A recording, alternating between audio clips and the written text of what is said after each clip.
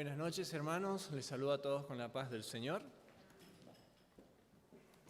También les saludo a todos los que nos están viendo desde sus hogares por medio de YouTube. Saben, hermanos, estaba viendo algunas imágenes para ponerle un título al mensaje que tenía en mente. Y va a ser algo un poco gracioso, capaz la imagen de un caballo con un buey puestos con una yunta juntas. ¿Cómo puede ser un buey y un caballo juntos? No se puede. La palabra de Dios dice que no nos tenemos que unir en yugos desiguales. Para empezar, me gustaría que me acompañen al libro de Segunda de Corintios. Segunda de Corintios, capítulo 6. Del verso 14 en adelante dice así: No os unáis en yugos desigual con los incrédulos, porque ¿qué compañerismo tiene la justicia con la injusticia? ¿Y qué comunión la luz con las tinieblas? ¿O qué concordia Cristo con Belial? ¿O qué parte el creyente con el incrédulo? ¿O qué acuerdo hay entre el pueblo de Dios y los ídolos? Porque vosotros sois el templo del Dios viviente, como Dios dijo: habitaré y andaré entre ellos, y seré su Dios, y ellos serán mi pueblo. Por lo cual, salid de en medio de ellos, y apartaos, dice el Señor. No toquéis lo inmundo, y yo os recibiré, y seré para vosotros por Padre, y vosotros me seréis hijos e hijas, dice el Señor Todopoderoso. Cuando hablamos de yugos desiguales, se nos viene a la mente enseguida el matrimonio, se nos viene enseguida el noviazgo a la mente, que no tenemos que unirnos con personas incrédulas, como nos dice la Escritura. Pero esa palabra va ya mucho más allá de una relación matrimonial, más allá de una relación de noviazgo, más allá de los jóvenes, y nos llega a nosotros al alma. Cualquiera de nosotros podemos caer en un yugo desigual. Siendo cristianos o no, podemos caer en yugos desiguales. ¿Qué quiere decir desiguales? ¿Qué quiere decir yugo desigual? En un diccionario bíblico habla de que literalmente, o sea que se habla como algo concreto, a poner a dos animales mediante un marco de madera para que trabajen juntos. O de forma metafórica, se describe a la sujeción de un individuo a otro, a la sujeción de un individuo a otro. Eso es lo que quiere decir la palabra yugo. Tal vez le parecerá cómico un buey con un caballo. No podemos unir dos animales diferentes, no podemos, porque uno tiene más fuerza que el otro, uno corre más que el otro. No pueden, no deben, porque no podrán llevar la carga juntos. Ahora, como cristianos, ¿cuál es el yugo que nosotros tenemos puesto? ¿Quién es el que lleva con nosotros el yugo? ¿Quién es el que nos ayuda a nosotros?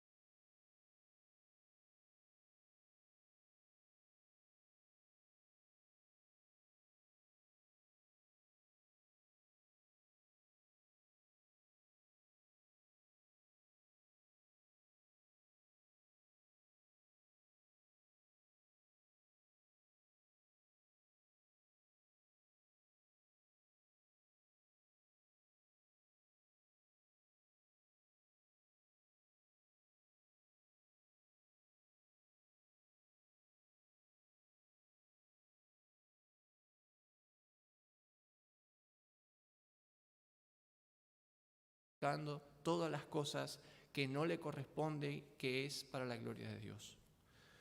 Pensando en esto, pensando en qué sujeción tenemos cada uno de nosotros, tenemos muchísimos ejemplos en la Biblia que podemos usarlos para nuestra vida cotidiana. Pero me quisiera enfocar en un rey que está en el Antiguo Testamento, en un rey de Judá, el rey Josafat. Para eso les pido que me acompañen en la Segunda de Crónicas.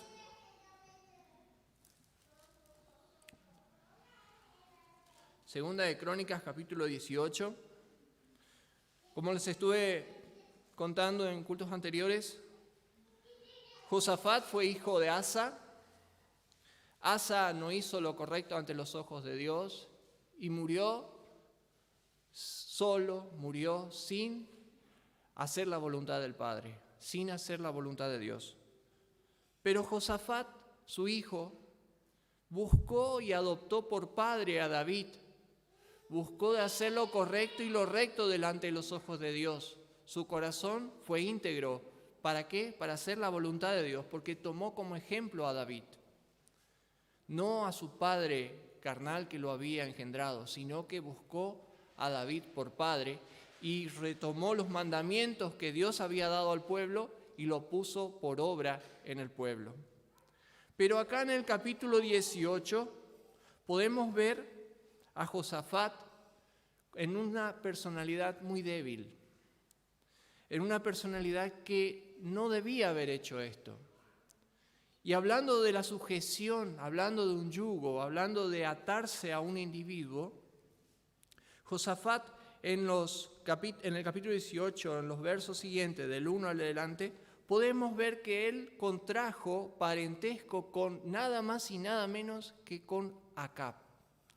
¿Quién era Acab? Era esposo de Jezabel. Y sabemos quién era Jezabel, ¿no?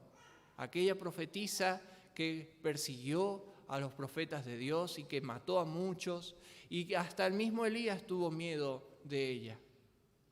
Pero Dios nunca dejó a su pueblo desamparado. Josafat no tenía mejor idea que casar un hijo de él con la hija de Jezabel y Acab. Contrajo parentesco con el rey de Israel, que era Acab en ese tiempo. Eso lo encontramos en el versículo 1. Después, en el versículo 2 del capítulo 18, vemos un detalle muy importante. Y después de algunos años, descendió a Samaria para visitar a Acab. Descendió a Samaria para visitar a Acab. Eso es la consecuencia de cuando nosotros nos unimos a un yugo desigual. Empezamos a descender, empezamos a menguar, empezamos a alejarnos de la presencia de Dios. Cuando empezamos a tomar y a sujetarnos al pecado, no a la voluntad de Dios. No, si eso no pasa nada, podemos hacerlo. No, si podemos disfrutar de la vida, podemos un poquito de libertinaje. No, hermano, no. Dios te quiere íntegro, Dios te quiere santo, apartado constantemente. Dios le usó a muchas personas en el pasado para hablarnos a nosotros de distintas maneras, por medio de su palabra primeramente, por medio de los profetas. ¿Para qué? Para que nosotros hoy en este tiempo tengamos esa palabra, para que hoy en este tiempo tengamos el manual de vida, como se estaba diciendo Alfredo. El manual de vida que necesita todo cristiano está en la palabra de Dios. Escudriñarla, atesorarla, examinarla, llevarla por obra. Es nuestro manual constantemente de vida. Josafat tenía el mandamiento, pero no tenía la Biblia como nosotros la tenemos ahora. Nosotros acá tenemos todas las advertencias que tenemos que tener. Ahora nadie puede decir que no ha conocido a Dios porque la palabra de Dios ya está revelada por el Espíritu Santo. Ya está dada para este mundo. Ya está dada. Ahora, si nosotros la aborrecemos, aborrecemos a Dios mismo. Y quien aborrece a Dios ya tiene la condenación eterna. Fíjense, hermanos, ¿qué pasó? Fue Josafat, visitó a Acab. Acab le enreda en un sistema de vida que no le gustaba a Josafat. Astutamente, fíjense cómo el diablo es astuto, sigilosamente buscó de atraparle a Josafat pero no para ayudarle a crecer, sino para destruirle. Y le dice y le da la propuesta que le acompañe a hacer una guerra en un lugar que se llamaba Ramot de Galat, en donde iban a pelear contra los sirios. Le dice, unámonos, tú rey de Israel, y tú y yo podamos ir contra los sirios y así los exterminamos. Y Josafat no tuvo mejor idea que aceptar a eso y se entregó a la voluntad de aquel que él eligió por yugo. Hermanos, es importante tener bien en claro cuál es la voluntad del Padre todo el tiempo. Dice en el versículo 5 del 18, entonces el rey de Israel reunió a 400 profetas. ¿Por qué esto? Porque Josafat todavía tenía algo de integridad adentro de su corazón y le dijo, ¿no sería lo correcto preguntarle a Dios si vamos o no vamos a la guerra? Estamos hablando del rey de Israel y el rey de Judá, dos reyes del pueblo de Dios. En este caso, Acab, que era malvado y perverso, su corazón estaba duro como una piedra, le tenía a su esposa por Jezabel, era un hombre malvado y perverso, apartado de los caminos de Dios, pero era el pueblo escogido, Israel. Judá, en cambio, era un pueblo también de Dios, pero tenía un rey que era de corazón humilde, un corazón sencillo, Josafat. Entonces, ¿qué pasó? Josafat todavía tenía ese temor de Dios y le dijo, ¿no deberíamos consultar con Dios si vamos o no vamos a la guerra? ¿Si hacemos o no hacemos esto? Fíjense cómo los yugos desiguales nunca pueden congeniar en nada. Los yugos desiguales siempre van a estar oponiéndose. Entonces, ¿qué hizo Acab? Está listo. Si te parece bien, yo voy a traer a todos mis profetas para que lo consultemos. En aquel tiempo, Acab trajo a sus 400 profetas y todos daban voces de júbilo y le decían, sí, rey, ve, porque vas a ganar la guerra, no vas a perecer, vas a ser librado y los sirios van a caer en tu mano. Pero Josafat en su interior sabía que hay algo que no estaba bien. Entonces en el versículo 6 él dice, Josafat dijo, ¿hay aún aquí algún profeta de Jehová para que por medio de él preguntemos? ¿Por qué Josafat no creyó en los profetas que trajo Acab? ¿Por qué no? ¿Por qué? Porque Josafat no era el mismo yugo que Acab. Acab tenía una vida de libertinaje, una vida constantemente en la idolatría, una vida desviada de los caminos de Dios. Josafat, en cambio, tenía una vida temerosa a Dios, una vida entregada, que tenía el mandamiento de Dios en el pueblo y lo llevaban por obra. Entonces, ese fuego que ardía dentro de él no le permitía compartir las decisiones de Acab. Pero él ya había cometido el error antes, ya se había unido en parentesco por el orgullo que le sobrevino en ese momento. Él podía evitar eso, sí, podía evitar. Josafat podía evitar eso. Josafat podía evitar ¿de qué manera? Que su hijo se case con alguna chica de Judá, alguna mujer humilde, sencilla, pero que conserve la integridad en el pueblo y no se contamine con un pueblo que estaba siendo idólatra. No, él quiso, como es rey, como es soberano, como es príncipe, entonces se tiene que casar con una princesa. Principios de legalismo, principios que nos llevan a perder el sentido, nos llevan a perder la cordura, nos llevan a perder la voluntad del Padre. ¿Por qué? Porque cuando una persona mira en lo exterior, no mira cómo está el corazón. El corazón de Acab era malo y perverso. Él podía haber dicho, no, hijo mío, no te unas con esta persona. ¿Por qué? Porque las culturas, las tradiciones, el sistema de vida que tiene Israel es idólatra. Vamos a unirnos a ese sistema y Dios no le agrada eso. La Biblia nos dijo, bien clarito, Dios no comparte con la idolatría, porque somos templo y morada de Dios viviente. Entonces, ¿qué pasó? No les quedó de otra a Josafat que seguir adelante.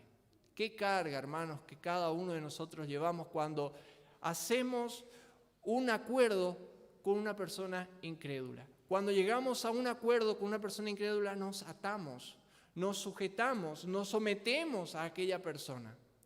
Y es re incómodo estar con una persona incrédula que no es temerosa de Dios, porque esa persona siempre te va a estirar a desviarte del camino correcto que es la voluntad del Padre sobre este mundo.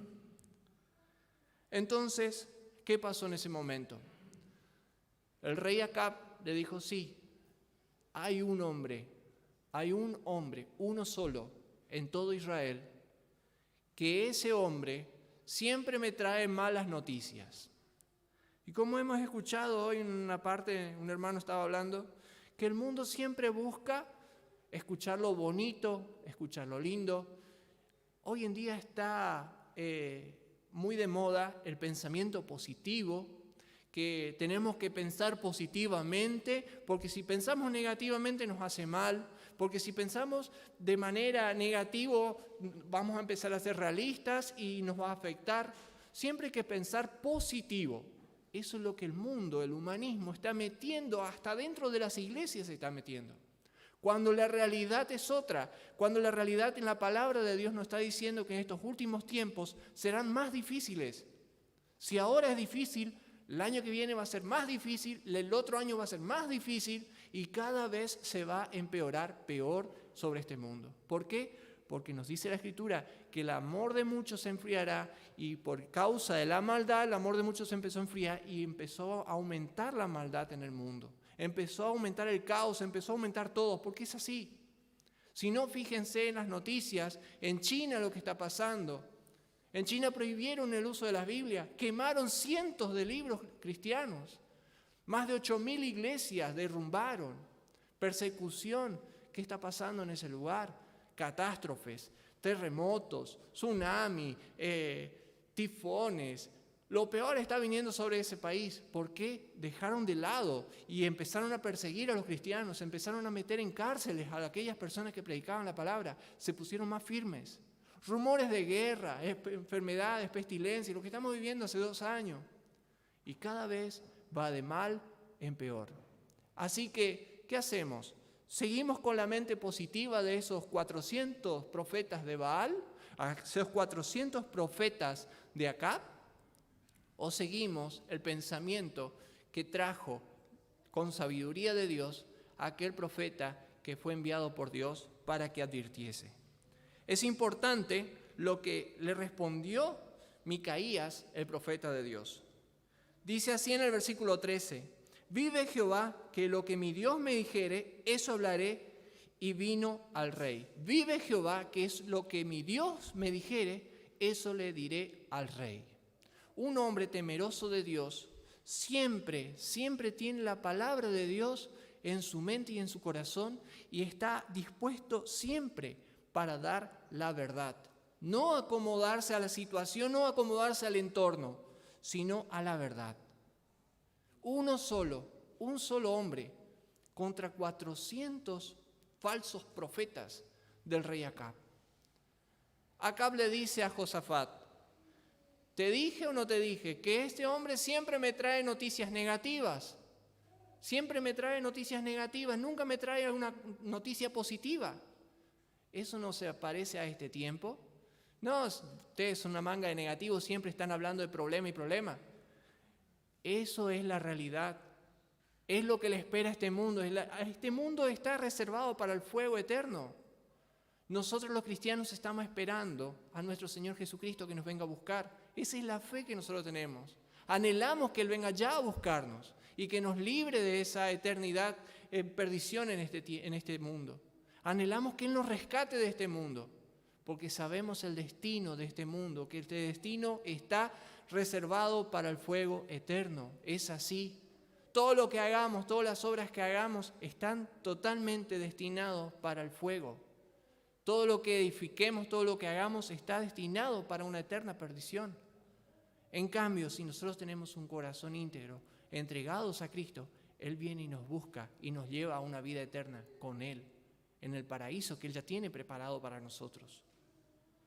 Micaías fue valiente, ese gran profeta fue valiente, fue y le dijo al rey: no vayan, porque Dios no va a estar con ustedes, van a perder esa batalla y van a ser desparramados como ovejas sin pastor. Ellos no obedecieron la palabra de Dios, se fueron. El rey Acab mandó a Micaías, a ese profeta de Dios, que le encarcelen, que le metan en la cárcel. Fíjense lo que cuesta decir la verdad.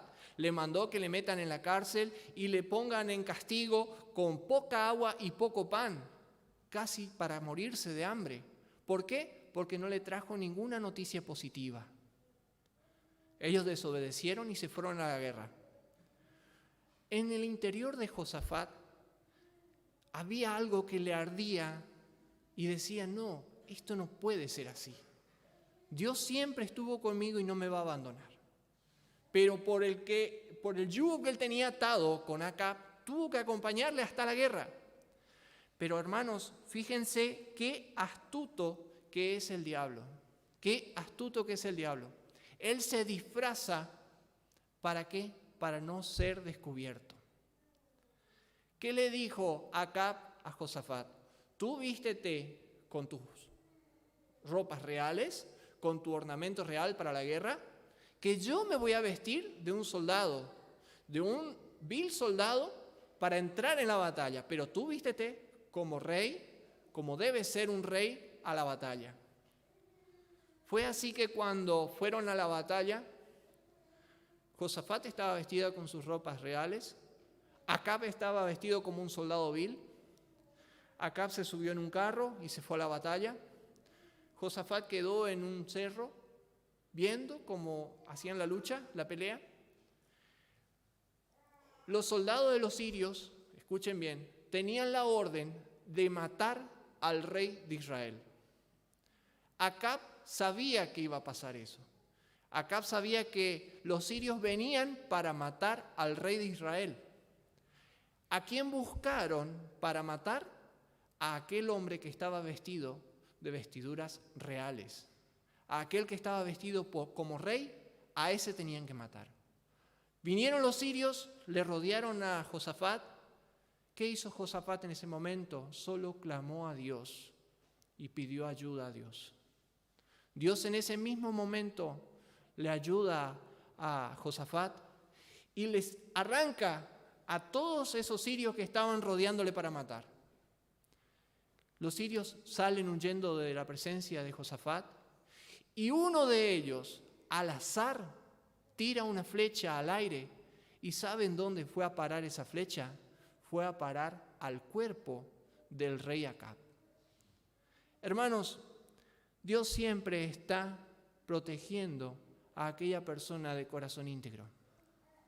Josafat se dio cuenta del error que cometió en el pasado. Se arrepiente en ese momento, pide perdón a Dios, clama a Dios.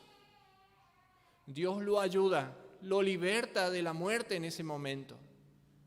Y aquella persona que fue astuta disfrazándose para poder zafar de la situación, Dios termina destruyéndolo.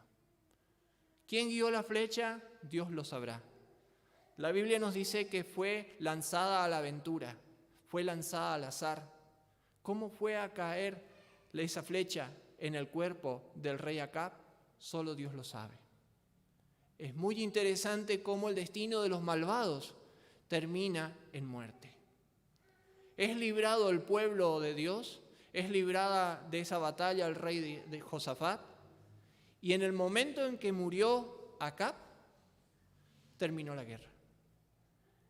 Esa batalla fue para terminar con la vida de un rey impío. ¿Qué enseñanza podemos encontrar en esto? Enseñanzas muy importantes. Nosotros todo el tiempo tenemos que estar revestidos de Cristo, todo el tiempo. Pedirle al Señor que guíe nuestras decisiones, pedirle al Señor que guíe nuestros pensamientos, pedirle al Señor que nos ayude a entender su perfecta voluntad, vestirnos del Señor todo el tiempo con vestiduras reales como Él nos ordenó, estar ceñidos nuestros lomos con la verdad, ceñidos nuestros pechos con la coraza, con la verdad, con Cristo. Y el Espíritu Santo nos trae convicción del estado y nos ayuda a tomar decisiones si sujetarnos o no a personas impías o no. No somos quien para juzgar, Dios sí, pero nosotros somos los que tenemos que elegir. Nosotros tenemos un soberano, tenemos un Dios que tenemos que hablar con Él constantemente y pedirle a Él que nos aconseje. Él es el que abre las puertas y cierra. Él es el que nos ayuda a tomar decisiones. Él es el que convence al hombre de pecado. Ahora, ¿le libró a Josafat de esa batalla? Sí, le libró. ¿Le libró a Acab de esa batalla Dios? No le libró. Dios no le libró a Acab de esa batalla. Acab fue desobediente. Josafat fue obediente, fue íntegro, porque tenía ese corazón humilde y sencillo. Ahora, ¿qué nosotros tenemos que hacer? Todo el tiempo, como lo he dicho, vestirnos de nuestro Señor Jesucristo para poder ser salvos. Fíjense lo que dice en Filipenses capítulo 2.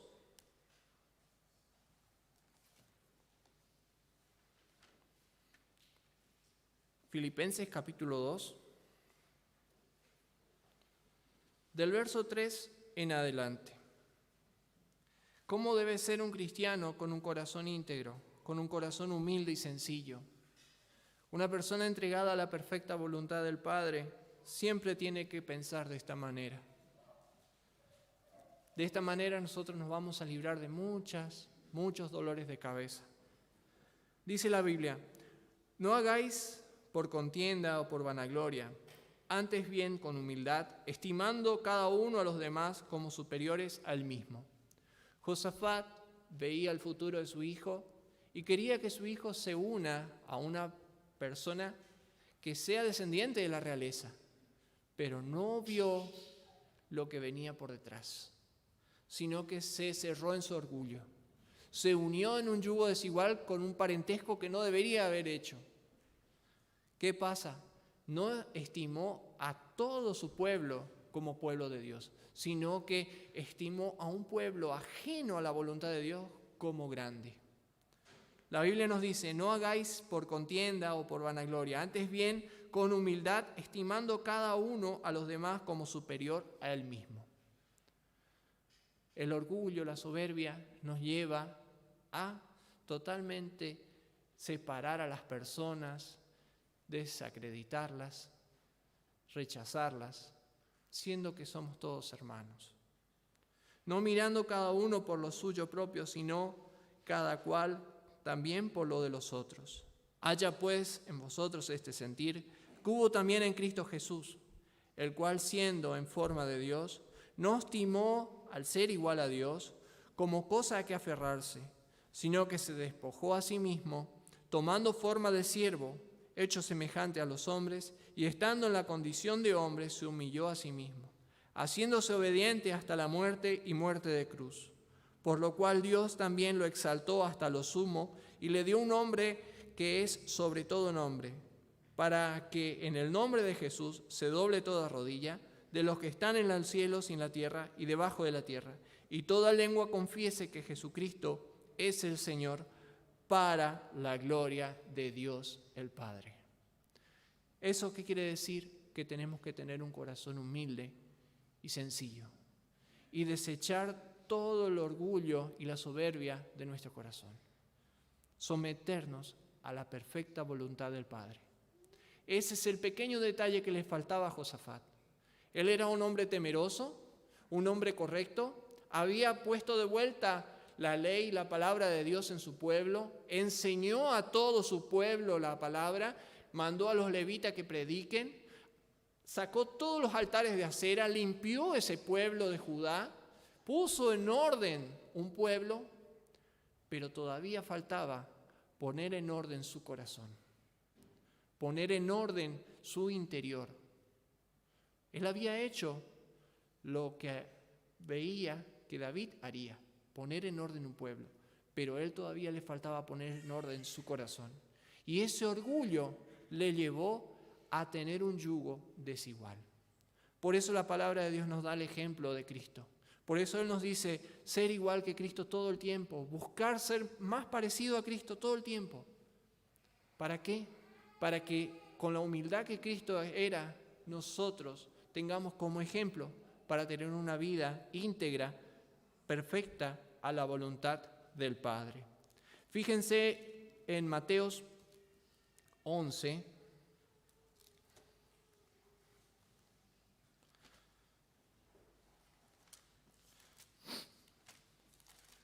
Mateos 11, dice, el verso 28 en adelante dice así: Venid a mí todos los que estáis trabajados y cargados, y yo os haré descansar.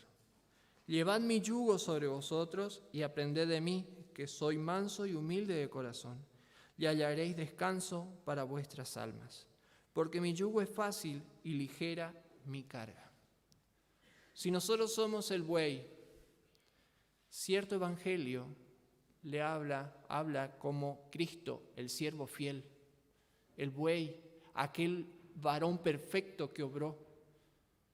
Si nosotros somos bueyes, obreros, aprobados como nos hablaba el hermano, obreros que quiere decir un siervo fiel que obra, que trabaja, ¿qué yugo vamos a tener? ¿Vamos a poner a un caballo? ¿Vamos a poner a un burro como compañero? ¿O vamos a tener a Cristo, aquel maestro que nos ayuda a llevar la verdad siempre? ¿Quién es el que nos ayuda a llevar el yugo todos los días? ¿Es Cristo o este mundo? Este mundo puede ser tan lindo, puede tener tantas cosas lindas, tantas prosperidades, tanto bienestar. Podemos pasar bien, pero el final que tiene este mundo es un final muy feo, es una eterna condenación. Por eso el Señor nos advierte: venid a mí todos los que estáis trabajados y cargados, todos los que están trabajados y cargados. Cada uno de nosotros tenemos una carga, cada uno de nosotros tenemos un peso, un pecado que nos frena la vida. Corran a los pies de Cristo. Él te puede ayudar, Él te va a quitar esa carga. Él ya pagó ese precio por vos en la cruz del Calvario. Él ya te libró de esa cruz. Él ya pagó ese precio. Ya estás libre de la eterna condenación. Pero tenés que tomar junto con Él ese yugo. Si no permitís que Cristo sea el que te ayude a llevar esa carga, no vas a poderlo solo. Solo no.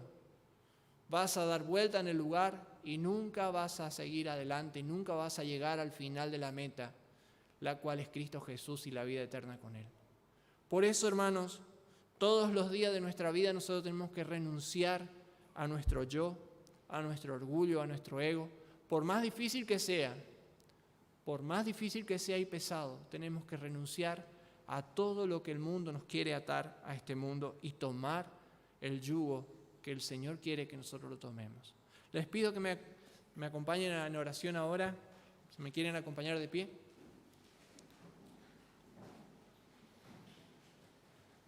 Vamos a dar gracias a Dios porque Él es bueno, porque Él siempre estuvo con nosotros, siempre nos fortaleció de sabiduría, siempre de fuerza, y muchas veces nos libró de tantas cosas que nosotros no nos damos cuenta.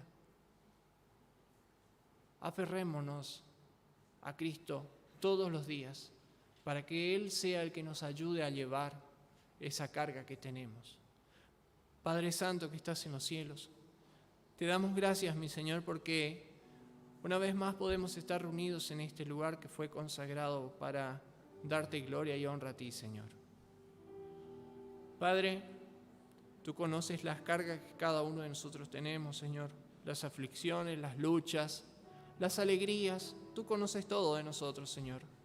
Conoces nuestro corazón, Señor. Sabes hasta qué punto estamos dispuestos, Señor. Pero, Padre, en este momento te queremos pedir de forma especial, Señor. Llévanos a la convicción del estado que estamos, Señor. Demuéstranos nuestras debilidades, demuéstranos nuestra flaqueza, Señor. Que tu Espíritu Santo nos esté dando el entendimiento que necesitamos para poder corregir nuestras vidas, para no unirnos en yugos desiguales, Señor, porque sabemos que tú eres celoso por tu pueblo. Sabemos que tu celo siempre nos ayuda a que podamos estar firmes. Pero, Señor, muchas veces somos nosotros los que nos alejamos de ti, Señor. Por eso, Padre, te pedimos, Señor, por favor, exhórtanos y ayúdanos a volver a tus caminos para hacer las cosas correctamente, para hacerla conforme tu voluntad, Padre. Fortalécenos de tu Espíritu Santo, Señor, y tu presencia en tu iglesia, Señor, para que podamos estar firmes, Señor, contra todo lo que se viene por delante, Señor. Tu palabra es fiel y verdadera y nos dice que en los últimos días será difícil, pero sabemos que si tú estás con nosotros, ya somos más que vencedores. Gracias, mi Señor, por ayudarnos siempre, por tenernos tanta paciencia, Señor, y por ayudarnos a superar cada prueba que se nos viene. Padre, en tus manos nos encomendamos, Señor, sabiendo que tú siempre tienes la última palabra, Padre. En el nombre de tu Hijo amado Jesús, gracias, Padre. Amén, Señor. Amén.